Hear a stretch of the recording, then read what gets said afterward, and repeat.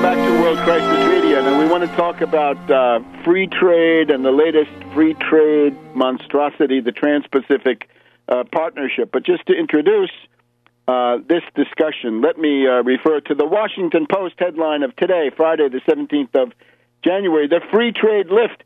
Scary stories about the Trans-Pacific Partnership don't hold up to scrutiny. So the Washington Post, in its great wisdom, this is now Bezos talking, not even the Graham family, huh? Not Donald Graham, but Jeff Bezos, a real predator if there ever was one. Free trade agreement of the U.S. and 11 Pacific Rim countries are now under attack. The claims are that this deal will destroy U.S. jobs and make income inequality worse. So if Obama's talking about helping the middle class to overcome income inequality, he's doing the opposite. So this is a very weak defense because this thing is this TPP. This is virtually indefensible. And they say, oh, well, it's really only Vietnam is the only real sweatshop, extreme poverty country. And the U.S. trade deficit with Vietnam is only $16 billion, and it's only likely to double, and that would really not change anything in the overall U.S.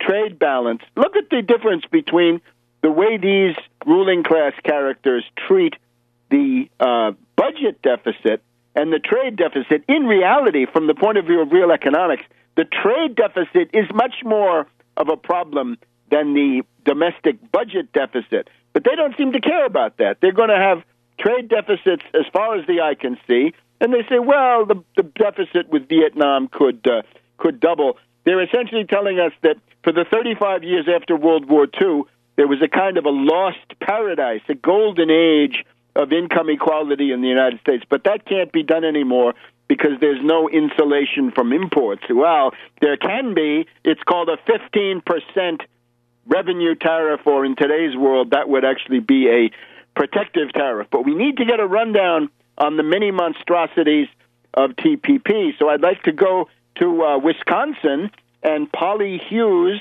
who is a founding member of the United Front Against Austerity, and she has been doing, I think, a very important in-depth study of the TPP, what it would actually do. And hold on to your hat, because these are indeed scary stories.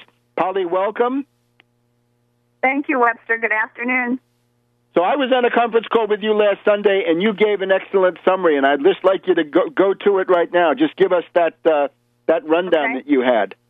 Oh, yeah, I'd like to tell everybody about these outrageously restrictive trade agreements, what they are, what legislation's out there, and then, of course, talk about the solution that you just said, 15% protective tariff.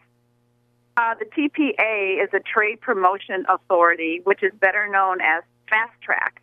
Everybody's talking about. That's been proposed to allow President Obama to sign trade agreements and then take them to Congress. Now, the bad part really is with this is that Congress's power would be very limited. They would have limited time for debate. Congress could put no amendments, and there would be no filibustering allowed. So Congress would only be able to take an up or down vote. That's it. In 2002, Congress approved the Fast Track Authority for President George W. Bush. It expired in 2007, but Obama, he and his administration has been negotiating 3 trade accords for about the last 5 years. The first one is the Trans-Pacific Partnership, or the TPP, with 11 other nations, including Vietnam. The second trade accord is the Transatlantic Trade and Investment Partnership, which is the TTIP, with 28 European countries. And the third trade agreement is Global Services Pact, which would be with about 50 nations. So this is why the White House wants to get Fast Track approved. And by the way, Webster, the TPP has been dubbed NAFTA on steroids. Mm. And I want to tell you... Didn't we also have a deal with South Korea? South Korea that's separate. This is not in the TPP. The 11 nations with the U.S. in the TPP are Australia, Brunei, Canada, Chile, Malaysia, Mexico, New Zealand, Peru, Singapore, Vietnam, and Japan. Mm-hmm. For 5 years, the TPP has been in negotiations behind closed doors, so it's total secrecy, but some 600 corporate trade advisors, they've been called, industry leaders, big corporations, have online access to the working text. But Congress does not. Congress has not been allowed to see what's being negotiated for these past 5 years. Just recently, a committee of Congress was allowed to read the proposed agreement, the TPP, and they were allowed to see it, but they could not take notes. They could not make copies. Nothing could leave that room. So it was just a few congressmen in a room. Here's the agreement. Take a quick look at it, and then go past fast track for President Obama to do what he wants. One senator even has been tweeting about how bad TPP is, but he isn't allowed to tell us why. Which senator is that? That's Senator Grayson. Senator Alan Grayson has been tweeting that quite a lot. That's Congressman Alan Grayson, Florida, right? Yes, Alan Grayson, I think he's in Florida. I'm not positive where he is, but he's the one he's pretty vocal about a lot of things. He's been very vocal the last couple of weeks. Obama has also been, again, negotiating in secrecy and pushing for the fast track. And again, I want to say this again, Congress would have limited debate time. They could only vote up and down with no amendments and no filibustering. I can't imagine Congress going along with it. But now, we don't have the agreement. We can't see it. But WikiLeaks has been leaking some of the chapters from what they can find. A lot of it's about environment, some of it's about an internet and corporations and lawsuits. So I want to just give everybody just some basic tenets that we think are in the TPP. First one is that it would... Oh, is that okay? Yes, go ahead. Okay.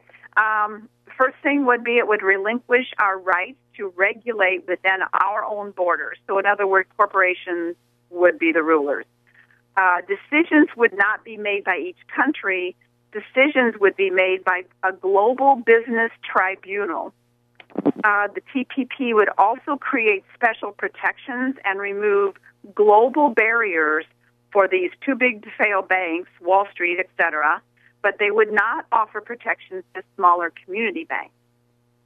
Another tenet of the TPP we think will be to give preferred investor state status to foreign companies that would operate within our borders. So ultimately, that would encourage U.S. companies to offshore even more jobs than we have now. Okay, hang on. The music is telling us a break is at hand. We're going to get you back in the next segment to learn more about the monstrosity of the Trans-Pacific Partnership. Back in a minute. Welcome back to World Crisis Radio. Webster Tarpley in Washington, and we're on the line with Polly Hughes in Wisconsin. And Polly is one of the leading authorities on this den of iniquity, this tissue of monstrosity is the Trans-Pacific Partnership. And I think the point that we had reached, Polly, was that foreign companies get preferential treatment. I just want to point out, remember when Obama ran for president the first time, 2008, he promised that he would review NAFTA, and at the same time he said this, he sent his minion, Austin the Ghoul Goolsby, to the Canadian embassy to reassure the Canadians, saying he doesn't mean it, that's just demagogy, that's for the Mickeys, that's rube bait, we're going to be free traders, as indeed he has been. So Obama got into office on false pretenses on that, and now he's acting it out. But please continue. Yeah, he's just flip-flopped. Okay, so the next tenet I wanted to talk about is that it would lower wages for U.S. workers, something you were talking about before you introduced me. It would exempt foreign companies from environmental regulations. It would affect consumer protections for food safety. TPP would destroy collective bargaining and threaten already established worker protections. And remember, the Buy American programs, the Buy Local programs, Webster, that would come to a halt. And there are a couple ways we think the TPP would do that. The TPP would allow foreign companies to underbid U.S. companies on government contracts that are paid for with our tax dollars, for one thing. And another way would be the TPP would allow foreign investors to actually file lawsuits in a global business court that would challenge buy local programs. These foreign investors can claim that buy local is unfair and would allow foreign investors to ask for compensation even for anticipated lost profits. Let me just point out this CGI Federal, right? The greatest debacle of recent Obama administration history. The failed initiation and launch of the Obamacare website. That foreign contractor, that Canadian computer company, CGI Federal, has now been fired. But it sounds like with the Trans-Pacific Partnership, you'd be stuck with these foreign bunglers forever. Exactly. As a good example. The TPP would also threaten to extend restrictive intellectual property laws, and that would impose sanctions with respect to pharmaceutical patents, which would, of course, end up raising the cost of prescription medicines for us, and they're already high enough. Internet restrictions, another biggie. ISPs could become censors and block content sharing between individuals. There's a lot about Monsanto and GMOs. TPP would remove restrictions on U.S. standards for GMOs, which would basically make it impossible for Americans to know what we're even eating from these other countries, and that would threaten Europe's ban on GMOs, the genetically modified organisms. It also would encourage fracking and drilling. It would threaten environmental protections. Basically, it would strip the EPA, the Environmental Protection Agency, of its power to control the damage that's being done by fracking. And I know, with many protesters on that. We'd all be on our way to those West Virginia counties, right? We've had that chemical spill in West Virginia with that British corporate spokesman coming out, right? Just like BP in the Gulf, it was the British who came out and did the talking. Yes, we'd have more and more of that. We'd have no recourse. There's nothing we could do about it. TPP would also drive up energy prices. The DOE would lose regulatory authority over fuel imports and exports. So oil and natural gas could be sold on the open market to the highest bidders. So those are the basic tenets that organizations that are looking at the WikiLeaks documents pretty much have come up with. That's pretty much what the TPP would bring us. Now, if we have time, I'll tell you what happened last week and this week. Go right ahead. We go to the end of the segment, so go to it. Okay. Last week, January 6th through 10, some legislation was proposed to pass the fast track. The ones who proposed it were Senator Baucus, the Democrat of Montana, who's also the chair of the Senate Finance Committee. He's also Obama's nominee for ambassador to China. Along with tool of the corporations. Pardon me? He's a tool of the corporations and Wall Street, a stooge, not a Democrat in any sense. He's a Wall Street Democrat. There we go. Senator Hatch of Utah, the committee's senior Republican, he's the second senator. And then there's a Representative Dave Camp, who's the Republican from Michigan. He's also the chair of the House Ways and Means Committee. A Tea Party extremist. Yes. Camp, Hatch, and Baucus all got together and proposed legislation to pass fast track.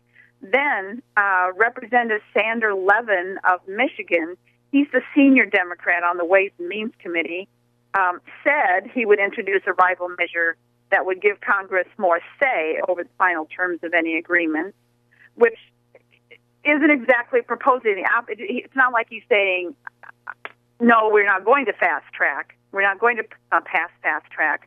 He simply wants to put in some kind of proposal that would change. He wants to cover his posteriors. He wants to yeah, you're right. You can say it nicely. Yes, he wants to.